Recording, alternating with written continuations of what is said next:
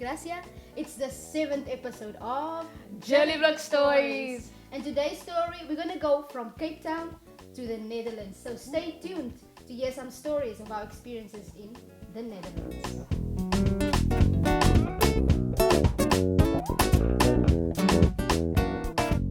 Remember how we were talking about the Klopse last week? You remember, Angela? Yes, so our people were celebrating, their freedom from slavery. But there were still times when we would experience and get that sense of slavery. And I remember in 2012 when we went to the Netherlands, yes, we were reminded of what our forefathers experienced during slavery. Do you remember that time? I remember. In fact, there were two moments of impact on that tour for me. It was after 2007 when we went to England, and God was like, you didn't celebrate walking the land of your forefathers. So this time around, I was like, yes, I'm ready. I'm ready to go and experience and walk the land of my forefathers.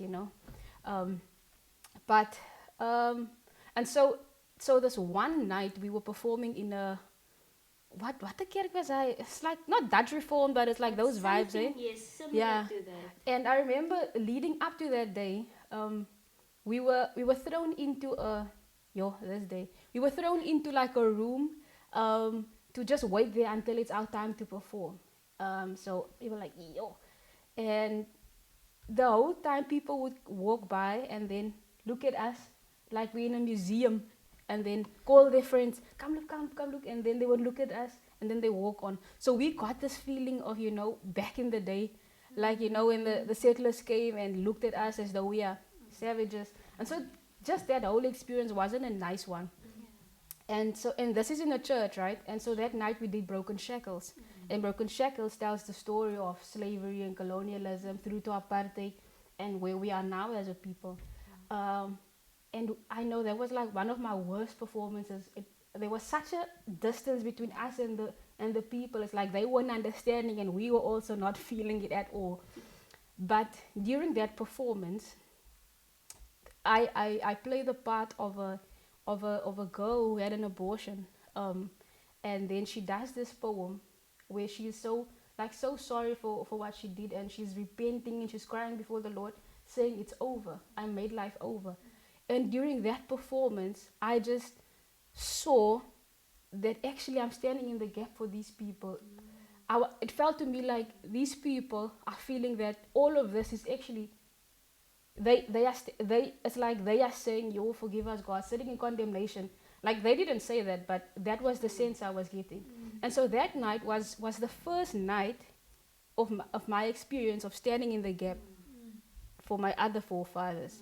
So I'd walk through this whole thing, but that night I could, because it was easy to be the victim and say, God, they are looking at me like this, God, they got Allah. But that night God was like, when you say this poem, stand in the gap for these people, repent, cry. And then the song follows where the rest of the cast is singing, it ain't over, I'll decide when it's over, it ain't over. And so yeah, that was quite an experience for me, to stand in the gap, for my white forefathers. And musical productions has always been a tool for us that we've used in South, so that was quite significant for me. The second moment of impact on that, we went to the Naval Museum, the VOC. Yeah, I remember And we were so excited, to just go see the history. It's like you said, we were reminded of the pain of our past, but now to just go see and remember the past, but be there and stand in healing. I think that was the excitement for me. But we went in there and all these exploits were shown, but there was not one mention of South Africa. I remember the only thing that mentioned South Africa when they showed the triangle, and it just showed South Africa there. And like, I know we were so disappointed. We were like, yo, do you understand what this country did to South Africa? Do you understand that there's a whole people group with bloodlines from this nation? Do you understand like the impact that this nation had on our nation? Yet there's not one mention of it. And that was the experience. Like, there's no mention of South Africa and the Netherlands. We spoke to the youth, and they had no idea of the history of what their forefathers had done and how that has impacted us. Like there's a whole people group that carries your bloodlines, and there was no acknowledgement of it. And that to me, it broke me. I remember that night we as a team we were debriefing, and I think something that came up, or that was kind of like a revelation for me, is how the colored people, or the brown people of Foundation Nation, there's an issue of fatherlessness. I mean, to me, it was like, and it starts there. It's not just I don't have a father. It's in fact, it's like there's a nation whose seeds are here, but there's no acknowledgement. So this whole fathering thing goes from it's individual, it's community, it's a colored people, but it's also as a nation. And so this really became a tool for us in how to pray for our nation and how to pray for our people.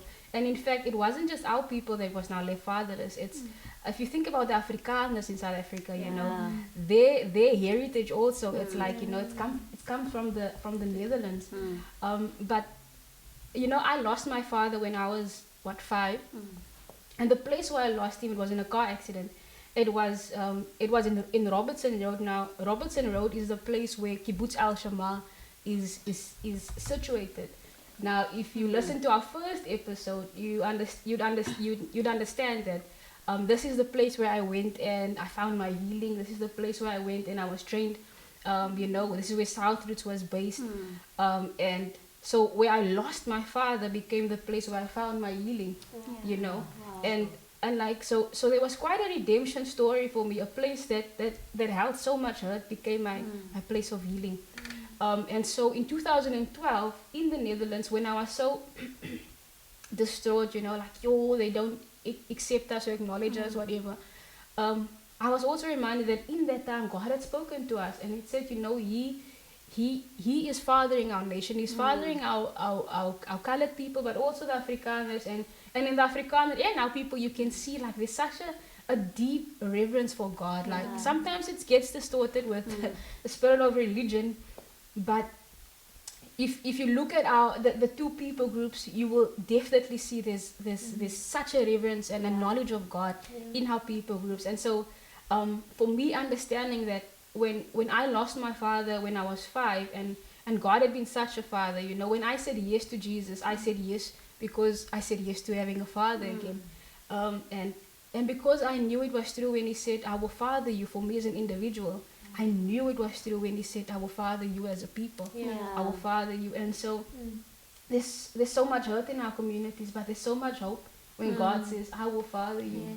It's like, and you can see the hurt, you can see the result of having a fatherless people.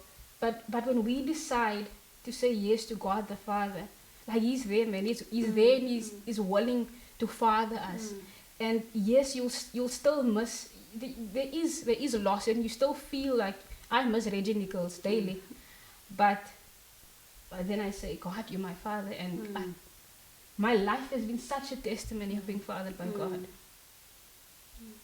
Yes, Gracia, your story, and just listening to the story gives me so much hope for the next generation of God wanting to be there for us and fathering us, and it just gives me hope.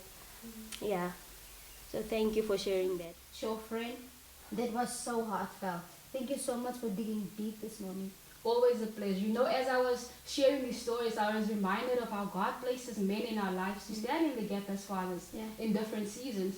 I'm thinking of Uncle Rude Valley, Uncle Freddy, Uncle Francois, Uncle Ray, and Uncle Regan, and Uncle Jim, and everyone who's ever stood in the gap. To you guys who fathers more than just your own seed, to you we say thank you and keep on fathering. And so see you next week.